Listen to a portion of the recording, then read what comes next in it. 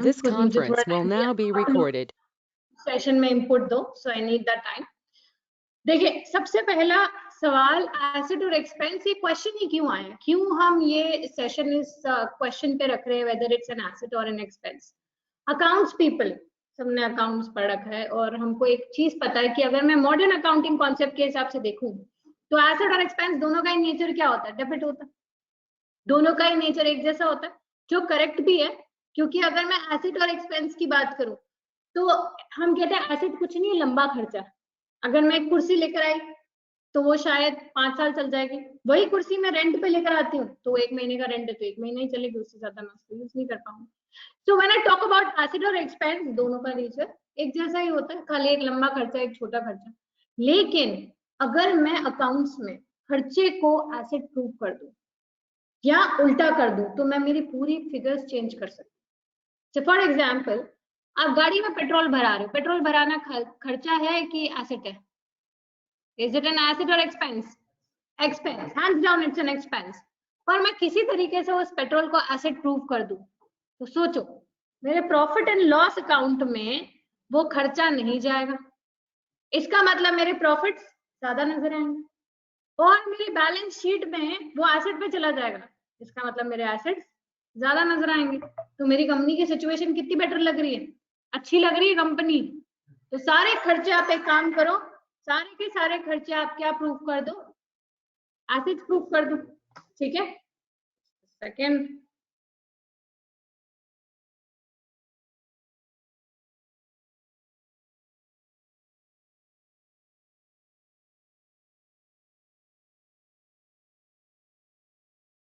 जी, सो यहाँ पे केस है रीटा क्रूड ऑयल का। Rita crude oil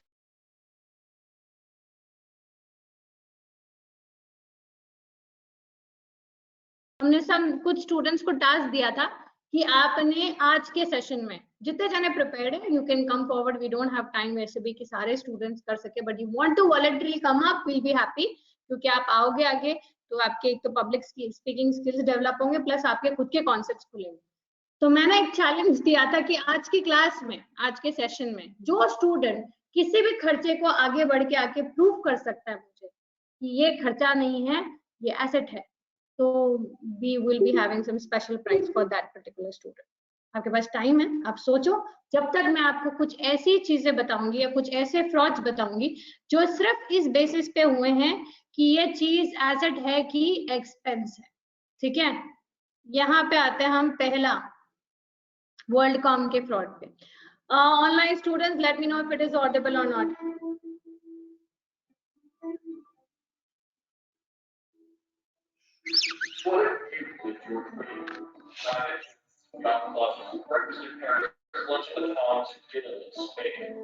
What if this guy? What if someone told you were vegan? Well, guess what? It can be very from a guy with an Alberta, bachelor in design and doctorate in law. Yes, his law degree and also now serving a 25-year sentence for corporate securities fraud. He had it on. CEO of WorldCom, the largest telecommunications company in this planet, ever seen. Edwards was worth billions, but oh, how the money.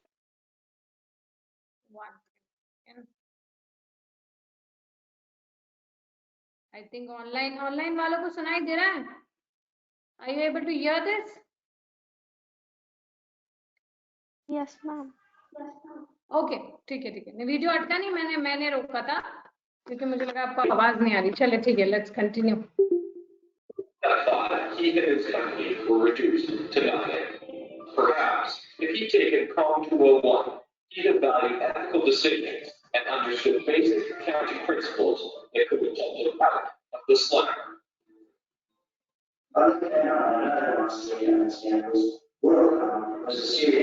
Anisha, मैं आपको बता देती हूँ, this man is trying to explain you कि World Com ने क्या fraud किया था, ठीक है। तो we are trying to understand कि फ्रॉड क्या हुआ था।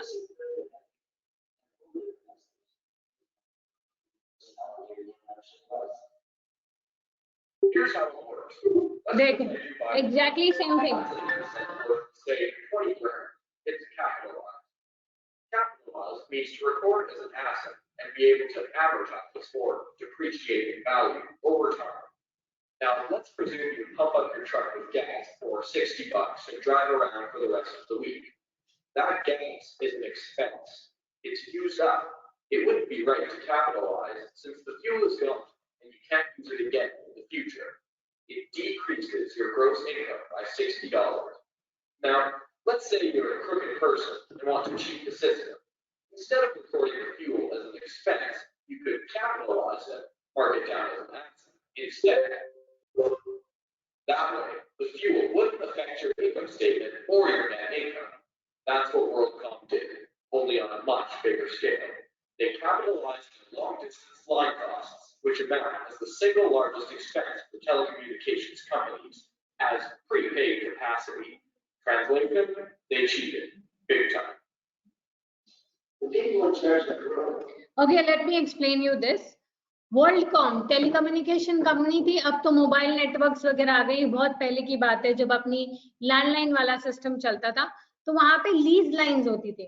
तो लीज लाइंस मतलब गवर्नमेंट लाइंस बेचती नहीं थी, गवर्नमेंट नहीं बोल सकती कि तुम्हारी लाइन होगी, तो लीज लाइंस होती थी फ्रॉम यूएस टू यूके, इतना बड़ा चेन में जो लाइंस चल रही थी वो सारी की सारी लाइंस का रेंटल भरते थे अपन। तो रेंटल भर रहे हैं तो इसको क्या करेंगे, खर्चे में डालेंगे प्रॉफिट लॉस अकाउंट में, पर इन्होंने इसको प्रीपेड कैपेसिटी करके दिखाया, whatever reason it was, पर पीओआरएल में नहीं लेकर गए। एक टेलीकॉम कम्युनिकेशन कंपनी का सबसे बड़ा खर्चा क्या होगा, यही होगा भाई। टेलीकॉम कंपनी का क्या खर्चा होता है, टेलीकॉम कंपनी प्यून वगैरह एम्प्लॉइज को हायर करेगी, सैलरी एक्सपेंस इतना नहीं होगा जितना उसका लीज लाइन का खर्चा होगा। सारा का सारा खर्चा वो क्या कर रही थी, वो कैपिटलाइज कर रही थी, ठीक है, और कैपिटलाइज करके उसको अपना एसेट दिखा रही थी। तो क्या हो गया, उसके प्रॉफिट्स भी अच्छे दिखने लग गए, एट द सेम टाइम उसका जो एसेट्स था वो भी बहुत बड़ा दिखने लग गया। इट वाज अंटिल देन किसी ने क्वेश्चन किया कि यार ये क्या कर रहे हो तुम, किसी और ऑडिटर ने क्वेश्चन किया, तब जाके ये बात खुली। इतने सालों तक उस कंपनी का ऑडिटर था आर्थर एंडरसन। अब आर्थर एंडरसन आपने सुना नहीं होगा, हमारे बिग फोर्स पता है आपको, बिग फोर्स कौन आता है बिग फोर्स में? अच्छा बिग फोर्स नहीं पता यार, कॉमर्स स्ट्रीम में हो तो कम से कम बिग फोर्स तो पता होना चाहिए हमको। ऑनलाइन किसको पता है बिग फोर्स के बारे में? केपीएमजी, एमएस नहीं है, हाँ ठीक है, और क्या, ईएनवाई, डिलॉयट्स, केपीएमजी और पीडब्ल्यूसी, ठीक है। लेकिन पहले केपीएमजी बिग फोर में नहीं आता था, वो बिग फाइव में आता था। बिग फोर में आर्थर एंडरसन आता था, और आर्थर एंडरसन का फर्म जो है वो रातों रात, मतलब बिग फोर में आ रहा है, मतलब वर्ल्ड में, पूरे वर्ल्ड में 4 बड़ी ऑडिट फर्म्स की बात करें, रातों रात बंद हो गई वो फर्म। क्यों बंद हो गई? क्योंकि उन्होंने इतने साल तक उसी पर्टिकुलर कंपनी की ऑडिट किया, और उस पर्टिकुलर कंपनी की ऑडिट करने के बाद उनको ये ऑब्वियसली अक्लमंद तो है, उनको भी पता हुआ कि ये गलत कर रहे हैं, छुपाते गए। ये आर्थर एंडरसन के बाद हुआ कि पूरा ग्लोबल लॉ चेंज हुआ, मतलब एक कंपनी में इतना पावर कि उसने पूरा वर्ल्ड का लॉ चेंज कर दिया कि आपका ऑडिटर 3 या 5 साल से ज्यादा नहीं रह सकता, मतलब हर 5 साल की साइकिल में या 3 साल की साइकिल में, depending on the country you are in, आपको अपना ऑडिटर चेंज करना। सेम बंदा आपका ऑडिटर नहीं रह सकता फॉर अ लॉन्ग टाइम। क्यों नहीं रह सकता? क्योंकि फिर वो आर्थर एंडरसन वाला केस हो जाएगा, दोस्ती हो जाएगी, फिर दोस्ती में कवर अप करेंगे, वो कवर अप करते करते 1 करोड़, 1000, 2000, 25,000 करोड़ तक पहुंच जाएगा। इस कंपनी में जो मेन हेड थे, CEO, if you continue with the story, जो इसके मेन हेड थे, उनका क्या हुआ? सो दैट पर्टिकुलर पर्सन को 25 साल की जेल हो गई। अब वो बंदे को कुछ पता ही नहीं कि हुआ क्या उसके साथ, लेकिन 25 साल की जेल हो गई। अगर हम यहाँ पे एक बेसिक कॉन्सेप्ट देखें, अगर एक अकाउंटेंट मुझे आके बोल रहा है कि मैडम क्या मैं ये चेंज कर दूं, इससे है ना अपने एसेट्स अच्छे लगेंगे, तो मैं तो अकाउंटेंट को ही ट्रस्ट करूंगी कि शायद लॉजिकल होगा। पर बैठा है बंदा कौन? सीईओ जेल में, जो टेलीकॉम कंपनी का जो हेड होगा वो कौन होगा? अकाउंटेंट होगा क्या? टेलीकम्युनिकेशन से रिलेटेड कोई इंजीनियर होगा, राइट, उस बैकग्राउंड का होगा, and that person is serving a sentence of 25 to 30 years just because ये चीज हुई।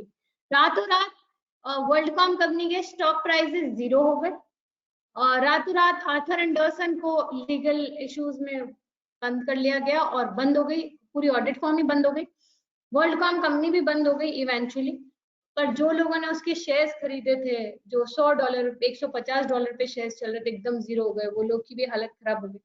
तो यहाँ पर सबसे बड़े जो फ्रॉड्स हुए हैं वो सारे इसी चीज को लेकर हुए। सत्यम के बारे में सुनो, सत्यम का फ्रॉड कैसे हुआ? सत्यम का फ्रॉड भी ऐसे हुआ। सत्यम में भी फर्जी सेल्स दिखाई, फर्जी रिसीवेबल्स दिखाए और मतलब एसेट्स बिना बात के खड़े कर दिए अपन ने, जो एसेट्स थे ही नहीं अपने। दुनिया के जितने भी फ्रॉड हुए उन सब में सबसे ज्यादा झोल झाल जो हुई है वो एसेट और एक्सपेंसेस में।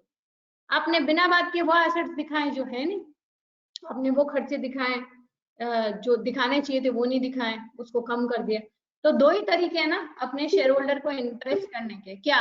पहले तो मैं प्रॉफिट्स बढ़ा दूं, और दूसरा तरीका शेयर होल्डर को इम्प्रेस करने का क्या है कि मैं एसेट्स अच्छे दिखा दूं। तो मेरे तो दोनों पर्पस सॉल्व हो रहे हैं, इजंट इट? मैं अगर एक्सपेंस को एसेट दिखा दूंगी, मेरे दोनों पर्पस सॉल्व हो रहे हैं।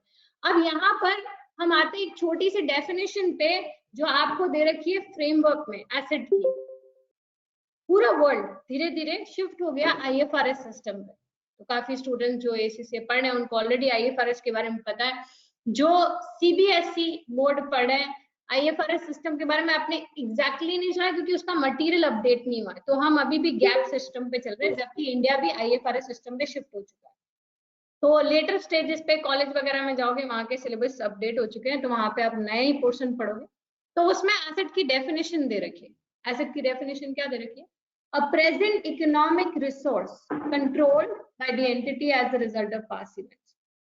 अगर आज मेरे पास कुछ ऐसा है जो मुझे पैसे कमाने में मदद करेगा और जिसके ऊपर मेरा कंट्रोल है, वही मेरा एसेट है।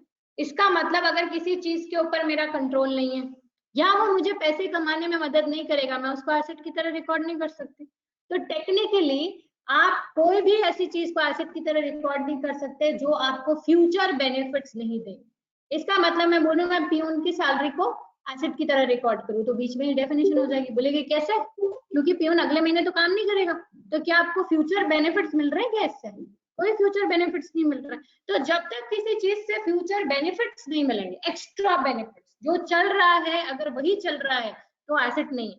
इसका मतलब आपने बिल्डिंग खरीदी, ठीक है, अब बिल्डिंग की आप खाली रिपेयर मरम्मत कराते हो, ठीक है, तो वहां पे आप उस रिपेयर के खर्चे को एसेट नहीं मान सकते क्योंकि वो जो चल रहा है वही चल रहा है। अभी भी बिल्डिंग वैसी है, अभी भी उतने फ्लोर्स हैं, अभी भी वही काम चल रहा है, तो आप उसको एसेट नहीं बता सकते। आप उसको क्या मानोगे?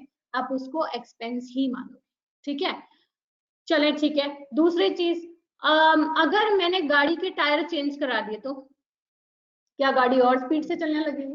क्या गाड़ी में और कुछ अमेजिंग वंडर्स हो जाएंगे, रेस कार बन जाएगी? अगर आपका जवाब है हाँ तो कर लो कैपिटलाइज, तो उसको एसेट मान लो। लेकिन अगर वो गाड़ी जैसी चल रही है वैसी ही चलती रहेगी तो वो रिपेयर का खर्चा, मेंटेनेंस का खर्चा। ये एसेट की बेसिक डेफिनेशन, ठीक है। शुरुआत मैं करूंगी, फिर आप लोग आगे बढ़ के आएंगे और आप वॉलंटियर करेंगे, ठीक है। तो शुरुआत मैं कर रही हूँ। मैं आपसे एक सवाल पूछ रही हूँ, अगर आपका जवाब है कि वो एक्सपेंस है तो मैं 2 मिनट लूंगी या 5 मिनट लूंगी, डिपेंडिंग ऑन योर एप्टीट्यूड। आप अपना टाइम ले सकते हैं उसको एसेट प्रूव करने के लिए, ठीक है। अगर आप सब मान जाते हो, ऑनलाइन ऑफलाइन सब जने मान जाते हो कि एसेट है, तो I am sorted with my purpose. नहीं तो आप सवाल करो जो आपको सवाल करना। आप ऑडिटर्स हो, अपने आप को ऑडिटर मानो, मैं अकाउंटेंट हूँ। बिल्डिंग का पेंट करवाया, ये मैंने क्लास में वैसे भी डिस्कस कर रखा है, but then we start with a simple example. Building का पेंट कराया, एसेट है एक्सपेंस है? परफेक्ट, बहुत बढ़िया। एक्सपेंस है। बिल्डिंग क्या बहुत ज्यादा सेल करने लग जाएगी, लोग पेंट देखकर रेंट पे लेने लग जाएंगे? नहीं, तो एक्सपेंस है। चले मैं प्रूव कर रही हूँ कि एसेट है। आप मुझे बोला, मैंने तो एसेट की तरह ले लिया, मैंने कैपिटलाइज कर दिया, ठीक है। अब आपको कुछ सवाल पूछना है, पूछे। आप सहमत है कि मैं उसको एसेट की तरह कैपिटलाइज कर दूं? नहीं तो सवाल पूछिए। क्योंकि ये मेरी बिल्डिंग की कैपेसिटी को बढ़ा रहा है। पूछो कैसे बढ़ा रहा है? मेरी बिल्डिंग में एक मशीन थी जो चलते चलते बंद हो जा रही थी, तो मेरे इंजीनियर्स ने बोला कि भैया आपकी बिल्डिंग की जो सीमेंटेड वॉल्स हैं उसके कारण गर्म हो जा रही है दीवारें और टेम्परेचर ट्रांसफर नहीं कर पा रही है, तो मशीन भी गर्म हो जा रही है, तो मशीन बंद हो जा रही है। अब मैं बिल्डिंग के अंदर ऐसा पेंट कराया है जिससे टेम्परेचर कूल रहेगा। ऐसे पेंट्स होते हैं, आप अगर ध्यान दें तो आपके स्कूल्स और कॉलेजेस, अभी तो नए तरह के स्कूल कॉलेजेस आए, जो मैं पहले टाइम के स्कूल कॉलेजेस बता रही हूँ जिसमें पंखे ही होते थे। मई जून की गर्मी में हमने पंखों में निकाला स्कूल कॉलेज। किसके किसके स्कूल या कॉलेज में एसी है? नहीं है, नहीं है। अभी जो आ रहे हैं वो फिर फीस भी वैसे ले रहे हैं, नॉर्मल स्कूल कॉलेज में नहीं है। तो मई जून में हम खुद घर पे रह पाते हैं क्या बिना पंखे एसी के या कूलर के? एटलीस्ट नहीं, तो फिर स्कूल में कैसे रह लेते हैं? पेंट वैसा होता है, उसका आर्किटेक्चर वैसा होता है, वेल वेंटिलेटेड। तो मैंने तो पेंट ऐसा करा दिया कि अब टेम्परेचर कम रहेगा, अब मेरी मशीन 8 घंटे की जगह 15 घंटे चल जाएगी। तो मैं इसको कैपिटलाइज करूं। बोलो कोई आपत्ति तुमको? नहीं, कैपिटल एक्सपेंडिचर है। मशीन को तो पर्टिकुलर शेड चाहिए होगा। क्या क्या क्या? I am interested to know your answer. Particular shade चाहिए होगा और वो शेड क्लाइमेट या फिर सनलाइट की वजह से फेड हो जाएगा, हो जाता होगा। कहकशा, मैं तुमसे पूछ रहा हूँ, तुम पेंट वाले आंसर से कन्विंस्ड हो क्या? एसिड की तरह कैपिटलाइज कर लूं? चलो प्रियल भी मान गई, वेरी गुड। कौन कौन नहीं माना? नहीं माना तो बोलो, सवाल पूछो। ठीक है, अब तुमको क्या पता मेरे इंजीनियर ने मुझे क्या कहा, और तुमको क्या पता मेरी मशीन कितने घंटे चली? आके चेक करो, बैठो देखो। अब पास में तो मैं तुमको नहीं लेकर जा सकती, जो मैं तुम्हें दिखा नहीं सकती कि मशीन पहले 10 घंटे में बंद हो रही थी, पर प्रेजेंट बैठ के देख लो 12 घंटे मशीन चल रही। अरे बैठ जाओ, इतना टाइम है तुम्हारे पास, तुम ऑडिटर हो। अब कुछ तो सोच के मैं तैयारी करके बोलूंगी, है ना? कुछ तो। अब मैं तुम्हें बोल रही हूँ कि अगर मुझे झूठ ही बोलना है तो मैं यही झूठ बोलूंगी कि पहले मशीन 8 घंटे चल रही थी, अब 12 घंटे चल रही। हो सकता है पहले भी 12 घंटे ही चल रही। तुमको क्या पता? मेरे को झूठ ही बोलना है तो मैं वहां का फिगर मैनिपुलेट करूंगी। इतनी अक्लमंद तो मैं भी, जब इतना प्लानिंग कर सकती हूँ तो इतना तो प्लानिंग करूंगी कि 12 घंटे बैठ के देख लो तुम, है ना? राइट, हो गया लूप होल। अब बताओ, कोई और लूप होल निकाल के बताओ। मैं इसलिए डिस्कस करवा रही हूँ क्योंकि जब आपको पता हो कि किस किस रास्ते फ्रॉड हो सकता है तो आप वो रास्ते सारे पहले ही बंद कर दो। हाँ जी, प्रोडक्शन इंक्रीज हुआ है, परफेक्ट, मान गए आप लोग, तो मैं तो जीत गई मेरा केस। और बताओ, किसी के पास no anybody wants to give this a try? क्योंकि अब टांग मैं खींचूंगी फिर।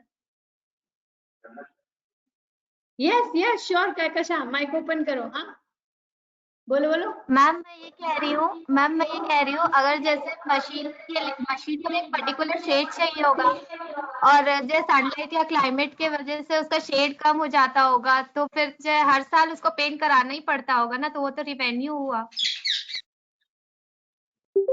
हाँ very good Kahkasha, very good, brilliant brilliant, very good very good. Kahkasha ने बोला बहुत बढ़िया बहुत बढ़िया, आपने कॉन्ट्रडिक्ट किया पॉइंट को, उसके फुल मार्क्स।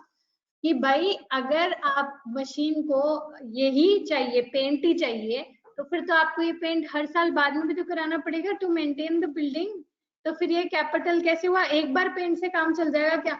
नहीं नहीं कहकशा, मेरे इंजीनियर्स ने मुझे बोला है कि 5 साल तक ये पेंट चल जाएगा। अब बोलो। पर हाँ, मशीन चेंज कर लो, वो दैट इज द सॉल्यूशन। मैं सॉल्यूशन तो पूछ रही हूँ, मैं तो तुम्हें बोल रही हूँ मेरे अकाउंट्स में खामी बताओ, डिसीजन मेकिंग में खामी मत बताओ। बहुत बढ़िया Kahkasha, I give you 10 marks for this. चलें, कॉन्ट्रडिक्ट करना आपको आना चाहिए कि यार पेंट तो आपने हर साल कराना पड़ेगा, या एटलीस्ट हर 2 साल में, अब भी तो कराना ही पड़ेगा ना। ऐसा थोड़ी कि एक बार करा के छोड़ दिया। तो ऐसा नहीं है कि मैं बोल रही हूँ तो सही मानना है, मैं तो अकाउंटेंट का रोल प्ले कर रही हूँ, तुम ऑडिटर का रोल प्ले करो, तुम्हें मुझे कॉन्ट्रडिक्ट करना है। ठीक है चलो, so I am giving your Kahkasha को 10 पॉइंट्स। ठीक है, अब देखते हैं लास्ट में कौन कौन कितना कॉन्ट्रडिक्ट कर पाता है। ठीक है, कार के टायर चेंज कराए। ठीक है, अब सेम आंसर मत देना मुझे जो कहकशा ने दिया है। कार के टायर चेंज कराए, ठीक है, टायर का खर्चा कहाँ लेकर जाओगे?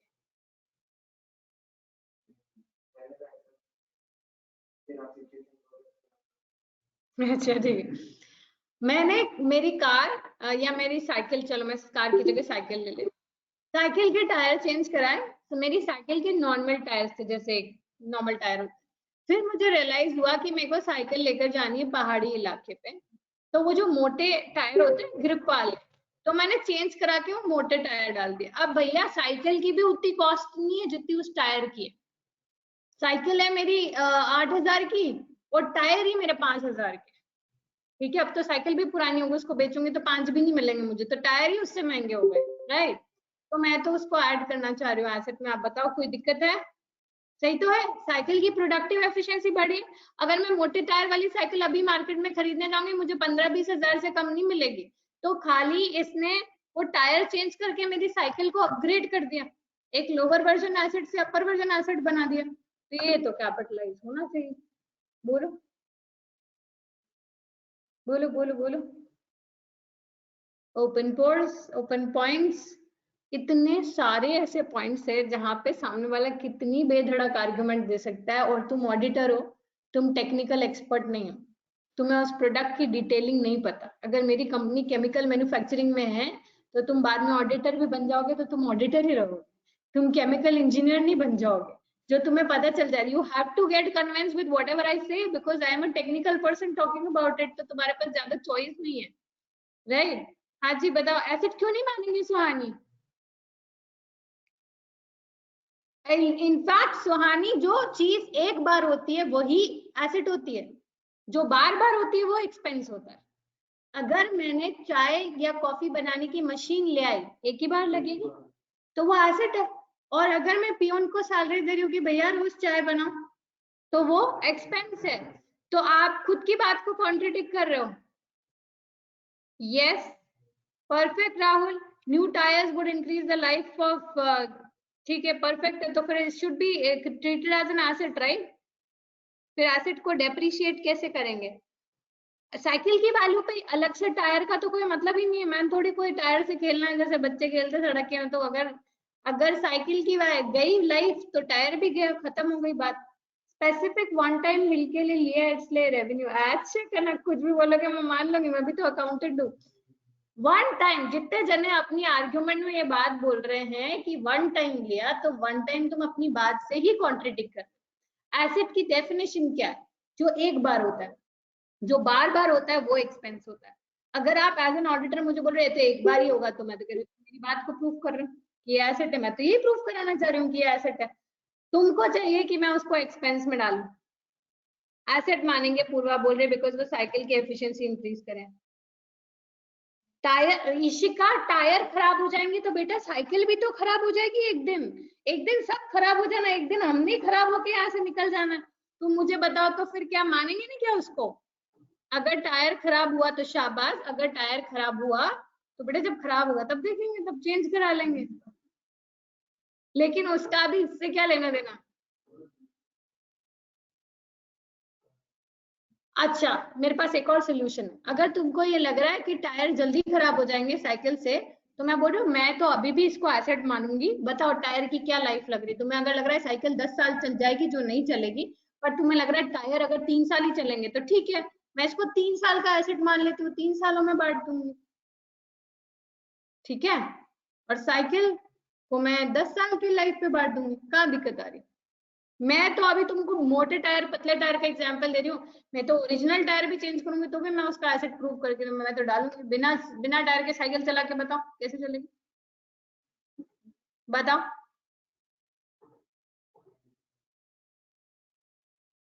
हाँ परफेक्ट, राहुल बोल रहे हैं कि टायर्स को किलोमीटर रन पे आप डेप्रिशिएट कर सकते हो, पर लेकिन आप मेरी बात तो मान ही रहे हो ना, डेप्रिशिएट करने का मुझे आइडिया दे रहे हो, मतलब आप मान चुके हो ना कि वो एसेट है। चलो एक और चीज प्रूव करते हैं। वर्कर की सैलरी कहाँ जाएगी? कोई भी वर्कर है उसकी सैलरी कहाँ जाएगी? ठीक है, एक्सपेंस। हाँ हाँ रेगुलर दे रहे हैं, जब तक काम का घंटे के हिसाब से दे रही हूँ मैं तो। ठीक है, पक्का, पक्की बात। वर्कर की सैलरी एक्सपेंस। कोई अपनी बात चेंज करना चाह रहा है? कोई कुछ और प्रूफ करना चाह रहा है? ठीक है, मैं बता देती हूँ। एक्सपेंस होगा पर एसेट मानूंगी। क्यों मानोगे बताओ प्रियल, क्यों मानोगे एसेट उसको? ये देखो, पहले से यार मान ले तुम ऑडिटर से, यार तुम मेरी बात सुनो और फिर मुझे जवाब दो। मेरा वर्कर है, मैंने 10 वर्कर को हायर किया पर घंटे के बेसिस पे, पर वो 10 के 10 वर्कर मेरी बिल्डिंग बना रहे, तो मैं बोल रही हूँ ये वर्कर थोड़ी ना मेरे लिए कोई चाय कॉफी लेकर आ रहा है, 10 के 10 मजदूर बैठ के बिल्डिंग बना रहे हैं।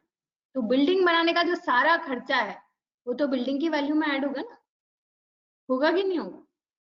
बिल्डिंग बनाने का सारा खर्चा तो मैं बिल्डिंग की वैल्यू में ऐड करूंगी, उसमें थोड़ी मैं वर्कर, फिर तो बिल्डिंग का कोई खर्चा ही नहीं होगा। फिर तो तुम बोलोगे ईंट सीमेंट पत्थर भी तुम पीओरएल में डालो, क्योंकि वो भी रोज रोज मंगवा रहे हो, तो जब तक बिल्डिंग बनेगी तब तक आता रहेगा रोज रोज, तो फिर तो बिल्डिंग का कोई एसेट ही नहीं क्रिएट होगा, फिर तो जमीन का ही एसेट क्रिएट होगा। तो वर्कर की सैलरी को बिल्डिंग की कॉस्ट में ऐड कर दूं? प्रिया नहीं नहीं, नॉर्मल केस में वर्कर की सैलरी नहीं जुड़ती बेटा, just because we are proving it, otherwise doesn't mean कि तुम वहां पे बोलो वर्कर को आज तुमने इंक्रीमेंट दिया, आज वो तुमसे खुश हुआ, कल दूसरी कंपनी आ गई वो निकल जाएगा, अगले दिन रवाना हो जाएगा। तो वर्कर से तो तुम कोई फ्यूचर बेनिफिट एक्सपेक्ट नहीं कर सकते। सैलरी उसका काम करने का महीना खत्म हुआ, तुमने सैलरी दी, कोई गारंटी नहीं है कितना टिकेगा तुम्हारे साथ। लेकिन मैं कह रही हूँ कि मैंने इसी वर्कर को, सेम वर्कर को बिल्डिंग में यूज किया, बिल्डिंग कंस्ट्रक्शन के लिए। नहीं तो पर जितने भी वर्कर आ रहे हैं बिल्डिंग बनाने के लिए आ रहे हैं, तो बिल्डिंग की वैल्यू में ही जोड़ती जाओ ना, नहीं तो फिर बिल्डिंग का एसेट कैसे खड़ा होगा मुझे बताओ। जितनी कंपनीज है, मेजॉरिटी कंपनीज अपनी बिल्डिंग ग्राउंड से चालू करवाती है, मतलब प्लॉट लेकर फिर बनवाती है। तो प्लॉट खरीदा आपने 2 करोड़ का सब, चलो ठीक है, उसके ऊपर आप बिल्डिंग बनवा रहे हो, बिल्डिंग में ईंट सीमेंट पत्थर मजदूर का सैलरी ठेके पे अगर दिया तो आपने उसको ठेकेदार को कुछ कमीशन दे रहे हो, वो सब जोड़ू कि नहीं जोड़ू?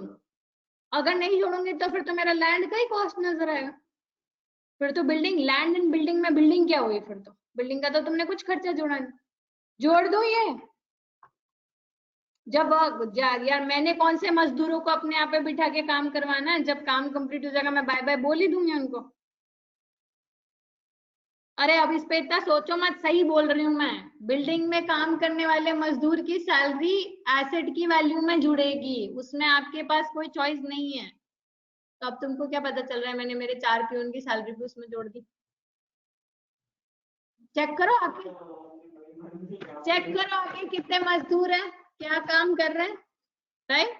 तो यही तो डिस्कस कर रहे हैं हम एग्जैक्टली आज, the frauds which have been committed at mass level. इस तरह के फ्रॉड कमिट होते हैं जिसका कोई वेरिफिकेशन नहीं। यू आर माय ऑडिटर्स, मेरे पास सारे पेपर्स हैं चेक कराने के लिए, तुम चेक प्रूफ करके बता दो मुझे कि मैंने वो 4 पियून की सैलरी भी इसमें जोड़ी, prove it. You can not prove it, how will you prove it? तुमको कैसे, तुम काउंट हेड काउंट करोगे? देखें आज साइड पे कितने मजदूर है, एक बीमार पड़ गया आदमी आया, बोलो क्या प्रॉब्लम है? आज 2 एक्स्ट्रा लेबर मंगवा लिए मैंने, काम ज्यादा था साइड पे, ऐसे थोड़ी होगा कि तुम्हारे काउंटेड नंबर ऑफ एम्प्लॉयज आएंगे। Got it? Now if life cycle costing निकाल रहे हैं, प्रोटोटाइप में कॉस्ट इन्वॉल्व करेंगे सैलरी का। परफेक्ट, वेरी गुड प्राची, ये इनको समझ में नहीं आएगा तो अपन यहाँ पर नहीं डिस्कस करते, बट हाँ लाइफ साइकिल कॉस्टिंग में प्रोटोटाइप में जितना भी वर्कर का जो भी आप बंदा है जो अपना आईक्यू लगा रहा है उसका सैलरी भी जाएगा। ओके, बिल्डिंग का मटेरियल वगैरह सब कैपिटलाइज होगा। चले, मैं चाहती हूँ कि I want to leave this open for you people now. कौन आगे बढ़ के किसी एक्सपेंस को एसेट प्रूव करना चाहेगा? एनीबडी, एनीबडी, कोशिश तो करो। कौन कौन? I am waiting for somebody to unmute the mic or somebody to volunteer here. Research, very good, ठीक है, हाँ बोलो।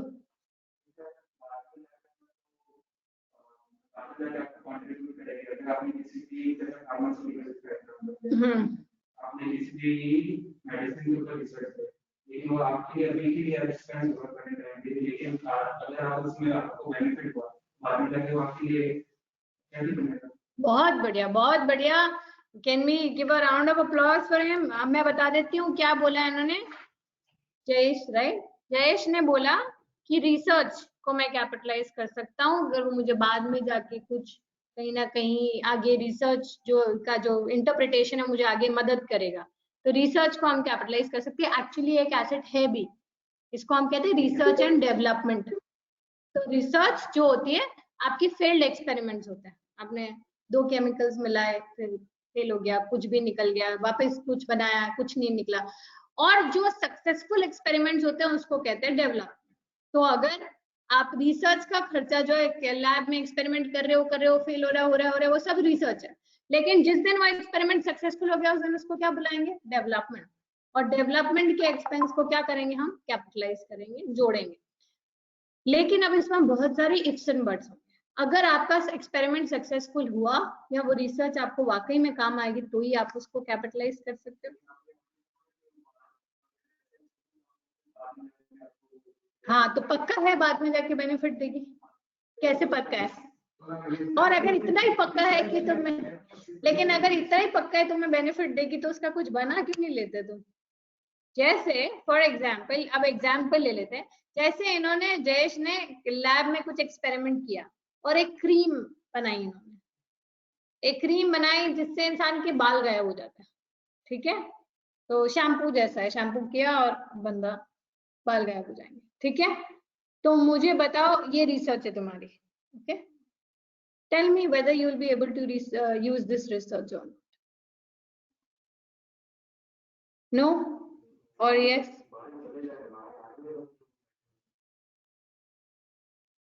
बोलो बोलो।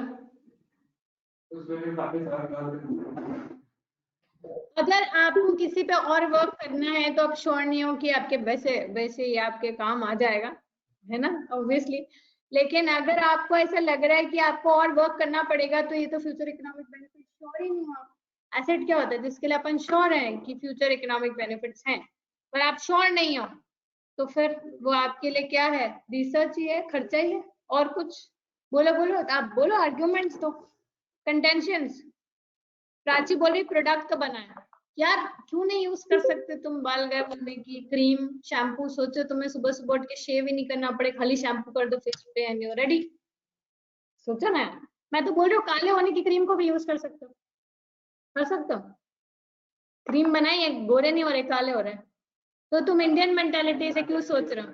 हाँ, बाहर के लोग तो टैन होने के लिए बीचेस पे पड़े होते हैं 10-10 12-12 घंटे, उस चक्कर में उनके फ्रेकल्स वैकल्स हो जाते हैं, तो उनको क्रीम लगा के टैन हो जा रहा है, तो उनको इससे बेटर क्या चाहिए? सब थोड़ी हमारे जैसे होते हैं गोरी स्किन के पीछे भागने वाले, तो थिंक अबाउट इट। लेकिन अगर आपको लग रहा है कि नहीं अभी भी अधूरा है, इसके साइड इफेक्ट्स है, भाई ये शैम्पू तो है जैसे बाल गायब हो जाएंगे लेकिन खुजली हो जाएगी, तो फिर ये आप पता नहीं, आप यूज कर सकते हैं तो सिर्फ वो लोग यूज कर सकते जो किसी से बदला लेना चाहते हैं। बिकने को तो वो भी बिक जाते हैं, कौन से ब्लो ऑन्स भी बिक जाते हैं जो बहुत ज्यादा आवाज करते हैं, किसी को मस्ती लेने, किसी के कान के पास जाके बजा दिया, राइट? लेकिन whether you will be able to sell it or not, तो बहुत सारे सवाल है ना। Repair of main door of warehouse, Anisha बोल रहे हैं। Again Kanak perfect pirate criteria, but they most of them don't know about this, तो ठीक है, but correct, bang on the point. Hanisha बोल रही repair of main door of a warehouse, वो उसको एसेट प्रूफ करना चाह रही है। डू यू थिंक वो एसेट होगा? यार अनीशा तुम वर्ड ही रिपेयर यूज कर रहे हो, तो रिपेयर तो वैसे ही खर्चा होता है, तुम्हें तो हर बार ही रिपेयर करना पड़ेगा main door of the warehouse. Ma'am, but I've used a good quality one. You have used A good quality product this time. Okay, so you mean to say कि तुमने इस दफा कोई heavy protection, okay maybe, let's say Hanisha अभी तक तो अपने ware house में खाली लकड़ी सीमेंट पत्थर रख रही थी तो उतना टेंशन नहीं था, तो एक लकड़ी का दरवाजा बना दिया जिसको कोई थोड़ा झटका मार के भी तोड़ सकता है। पर अभी वो मोटे दरवाजे नहीं होते लोहे के जो बेसिकली इसमें डलते हैं लॉकर्स वगैरह में जो यूज होते हैं, तो maybe she is use that door. Of course then अब तो ये उस वेयर हाउस में डायमंड्स भी रख सकती है, because nobody will be able to break into the warehouse. Very good, perfect idea. If you think and if you can prove it कि अब मैं warehouse में ज्यादा expensive items रख सकती हूँ, so मेरी कमाई बढ़ जाएगी, मेरी productivity बढ़ जाएगी, so that becomes your asset. Very good, Anisha. Perfect answer. So we have some point for Jayesh, if I spelled it right, and we have some point for Anisha. Very good. और कोई बोलना चाहता है? बोलो, कोशिश तो कर लो. Anybody wants to give it a try? Capitalizing cost of outsourcing of web development. Aishwarya, मेरे ख्याल से वेब डेवलपमेंट तो वैसे भी आपका कैपिटलाइज ही होगा, भले आप आउटसोर्स करा रहे हो। नहीं, तो तुम ये कहना चाह रहे हो कि तुम्हारा रेगुलर आउटसोर्सिंग का खर्चा चल रहा है, is that what you mean? Parking lot for directors car used by all. हाँ, कैसे कैपिटलाइज करोगे? बोल रहे हैं कि हमने किसी आउटसाइडर को वेबसाइट डेवलप करने के लिए मंथली कुछ पेमेंट करनी है, हर महीने पे करेंगे, ठीक है, जिसमें हम हमारी डिजिटल मार्केटिंग कर रहे हैं और वेबसाइट भी बनाते जाएंगे जो भी है, और रेगुलरली वेबसाइट अपडेट्स करेंगे। क्या उसको कैपिटलाइज कर सकते हैं? नहीं, मुझे नहीं लगता आप कैपिटलाइज कर सकते हो। Aishwarya, prove it, prove it. Building lift वैसे ही एसेट है, इसको क्या प्रूव करोगे तुम? शॉप ओपन की, शॉप भी शाबाश वैसे ही एसेट है। पार्किंग लॉट अगर कनक तुमने एक्स्ट्रा जमीन लेकर बनाया तो वैसे ही एसेट है, और तुमने अगर पार्किंग लॉट पे खाली नीचे पेंट कर दिया और उस पर लिख दिया डायरेक्टर्स पार्किंग, तो आई don't think so you should be capitalising it, क्योंकि उससे कोई प्रोडक्टिव कैपेसिटी नहीं बढ़ रही। पहले भी पार्किंग लॉट में उतनी गाड़ियां आ रही थी, अभी भी उतनी गाड़ियां आ रही, अभी आपने उसमें खाली रिजर्व कर दिया उस चीज को।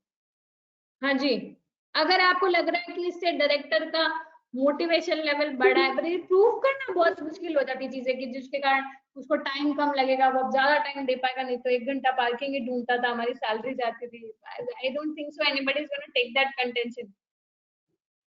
फ्यूचर बेनिफिट्स किस बात के, ऐश्वर्या? ऐश्वर्या ने बोला था कैपिटल, नहीं नहीं नहीं नहीं, तो ये तो नहीं कर सकते आप, क्योंकि आपको, आपने जिस दिन वेबसाइट डेवलपर को बोल दिया कि भैया अब मैं आपको मंथली पेमेंट नहीं कर रहा हूँ, उस दिन उसे काम करना बंद कर देना। क्या आपके यहाँ पे फ्यूचर डेवलपमेंट हो जाएंगे? वो तो वेबसाइट वहीं पे छोड़ देगा। इनफैक्ट डिजिटल मार्केटिंग में भी एसईओ सीईओ जो भी जने आपके करते हैं, एसईओ करके होती है एक प्रोसेस जिसमें आपकी वेबसाइट को ऊपर लाया जाता है। जिस दिन आप करना छोड़ दोगे, हो सकता है आपकी वेबसाइट रिसर्च पोर्टल पे ऊपर आ गई, लेकिन आपने करना छोड़ दिया, वापस नीचे चली जाएगी, 2-3 महीने के स्पैन में नीचे चली जाएगी। तो वो तो ऑनगोइंग प्रोसेस है, isn't it? Anyone else wants to give it a try? I don't want to stretch the session too long, but you want to give it a try? No? बोलो बोलो, एक कोशिश तो बनती है, कुछ नहीं, क्या होगा, ज्यादा तो गलत जाएंगे और क्या होगा? Anybody? Producer of मसाला, मैं समझी नहीं, शाबाज ये क्या? Can you get me one medal please? Producer शाबाश, थोड़ा इलेबोरेट करना पड़ेगा।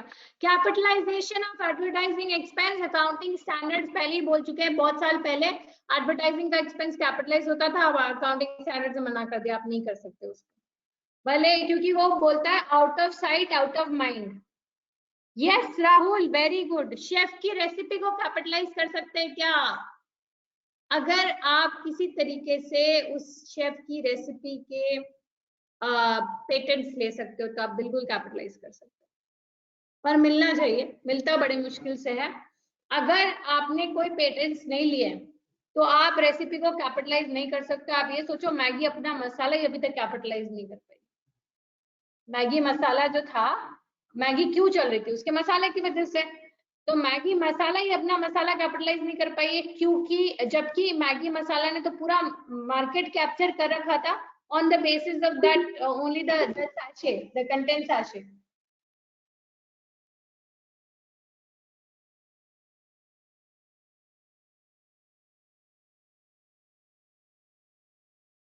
मैम पर प्रोडक्ट मसाला कौन सा प्रोडक्ट मसाला नहीं कह सकते, लेकिन अपन दूसरे मसाला था मैम, वो तो कह सकते जो सिर्फ वही कंपनी बनाती हो। जब तक आपके पास पेटेंट्स नहीं है तब तक आप किसी चीज को कैपिटलाइज नहीं कर सकते। कोई भी कॉपी कर सकता है ना, है ना? कोई भी कॉपी तो कर सकता है ना। आपने रोका कि किसी को कॉपी करने से? अच्छा मुझे एक बात बताओ, मैगी बीच में मार्केट से बाहर निकली तो फिर उसके बाद अभी बहुत सारे नूडल्स एंटर कर गए इंडस्ट्री में। जितने नूडल्स एंटर किए हैं मुझे बताओ, उनमें से कितने नूडल्स का टेस्ट सिमिलर होने लग गया है? अब आपको कई जगह पर फर्क ही नहीं पड़ता कि मैगी है कि दूसरा नूडल लेकर आ गए, कॉपी कर लिया ना उन्होंने, इतने टाइम में तो कॉपी कर लिया उन्होंने मसाले को। तो मुझे बताओ कहाँ फर्क पड़ा है? और मार्केट भी कैप्चर कर लिया। तो मैगी जो रैंक 1 पे चल रही थी इन द नूडल इंडस्ट्री, अभी वो उसके बहुत सारे कॉम्पिटिटर्स आ गए, चिंग्स आ गया है, 2-3 और आ गए हैं जिनके सिमिलर टेस्ट है। तो अगर मुझे कोई सस्ता पैकेट मिल रहा है जो मैगी जैसा ही टेस्ट कर रहा है, वैसे भी है तो कचरा ही जो पेट में जा रहा है, कुछ हेल्दी तो है नहीं, तो भले इस कंपनी का उस कंपनी का क्या फर्क पड़ा, है ना? अनीशा ने बोला installing a wall clock in factory for the first time. ओहो, The argument is earlier the you to take more time. बढ़िया Hanisha, I am impressed with the argument. Yes, you can do that. But मुझे एक बात बताओ, अब auditor यहाँ पे क्या बोलेगा? ऑडिटर बोलता है जो बहुत छोटे खर्चे होते हैं उनको आप कैपिटलाइज मत करो, क्योंकि आप बैठकर उसको कब तक काउंट करते जाओगे। जैसे फैक्ट्री में टूल्स यूज होते हैं, पाने वगैरह यूज होते हैं, अब तो पाने एक तो आते भी सस्ते हैं, इतने महंगे नहीं आते, फिर ऊपर से वो घूम जाते हैं। जैसे आपकी hair pin, safety pin mysteriously कहीं घूम जाती है, तो लेकर आए, वो चलेगी, एक बार से ज्यादा बार चलेगी। कुछ जने मानस के ऐसे भी 3-3, 4-4 साल भी चला लेते हैं, लेकिन क्या उतने छोटे अमाउंट के लिए आप इतना हेडेक लेना चाहते हो? तो वहां पे ऑडिटर बोलेगा यार क्या वॉल क्लॉक की क्या वैल्यू होगी, क्यों आप इसको कैपिटलाइज कर रहे हो? आपकी हेडेक है, आप हर साल डेप्रिसिएशन लगाओगे। और कोई उठा के वर्कर अगर इतने नालायक है कि टाइम पे नहीं आ रहे, उनके लिए घड़ी लगानी पड़ी, तो पता चला 1-2 दिन बाद कोई वर्कर घड़ी उठा के अपने घर लेकर चला गया, फिर क्या करोगे? फिर बैठ के उसकी एंट्रीज करोगे। तो I can argue on that. You want to give a return argument, fine, बोलो बोलो। ट्रेनिंग कॉस्ट नहीं कैपिटलाइज हो सकता है, क्योंकि अगर आप वर्कर को ट्रेन करते हो तो भरोसा थोड़ी है वर्कर हमेशा रहेगा, दूसरा वर्कर आएगा, ये जाएगा, दूसरा वर्कर आएगा, तो दूसरे को ट्रेन नहीं करोगे दोबारा, तो ट्रेनिंग तो ऑनगोइंग एक्टिविटी हो गई, मैं नहीं कैपिटलाइज करूंगी। राहुल, पेटेंट फीस को बिल्कुल कैपिटलाइज कर सकते हो, क्योंकि पेटेंट का खर्चा हो रहा है आप, और वो आपको काम आएगा। पेटेंट्स 10-20 साल के लिए होते हैं, तो 20 साल तक कोई चीज मेरे काम आ रही तो ऑब्वियसली वो तो मैं कैपिटलाइज करूंगी। Perfect, very good. क्या बुक, वेरी गुड। बुक के कॉपीराइट जो हैं वो आप बेसिकली कैपिटलाइज कर सकते हो, क्योंकि आप अगर ऐसा हुआ कि किसी राइटर की कॉपी बुक उठा के लोग फोटोकॉपी करके बेच रहे हैं, तो उसकी तो पूरी मेहनत बेच गई, तो कॉपीराइट्स होते हैं उसके लिए। बहुत बढ़िया एवरीबॉडी।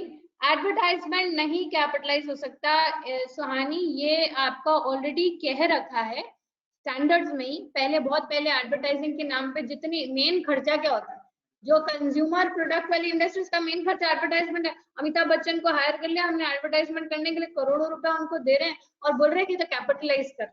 क्यों? अगर वो एड बंद हो जाती है तो क्या लोग याद करेंगे और मैं तो इसी कंपनी का प्रोडक्ट खरीदूंगा क्योंकि 5 साल पहले अमिताभ बच्चन ने उसकी एड करी थी? ऐसा कोई बोलेगा क्या? नहीं, out of sight out of mind. So that's an ongoing activity.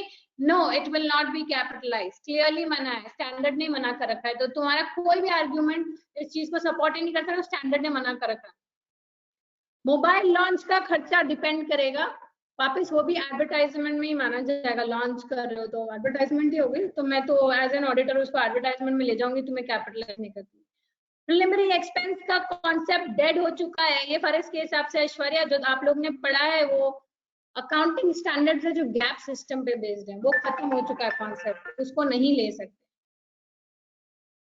हाँ राहुल, वापस वही एसईओ की बात कर रही हूँ मैं, जो आप गूगल को पेमेंट करते हो कि कोई भी सर्च करेगा कीवर्ड, एजुकेशन कोई सर्च करे, पीएफसी सबसे पहले ऊपर आ जाए पूरे इंडिया में, जो भी सर्च करे, तो आप जिस दिन पे करना बंद कर दोगे गूगल को, उस दिन रैंकिंग नीचे आ जाएगी, तो कोई फायदा नहीं। तो that is again advertisement. Great going everybody. So I full points to everybody who's participated online. There was amazing participation. Rahul, Shabaz, Aishwarya, Sohani, Hanisha, Kekasha, everybody gave Achal amazing answers. Priyal, ठीक है। So big round of applause for all of you. And ये question हम consistently अपने आप से पूछते रहेंगे whether it's an asset or expense. Live session में जयेश पार्टिसिपेटेड, बाकी जनों से मैं उम्मीद करूंगी नेक्स्ट सेशन में पार्टिसिपेट करेंगे। सो मेडल की जगह तुमको ये मेडल का स्टॉक आउट है, मेडल अपना नेक्स्ट वीक कलेक्ट कर लो। So congratulations, can we clap for him?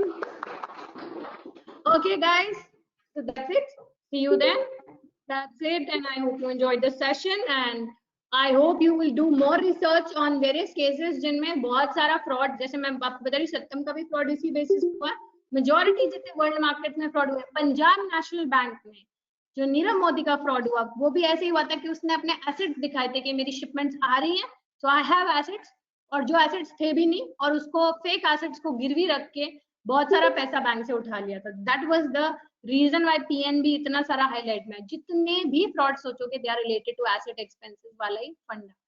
So do go through all the cases you can get hold of, right?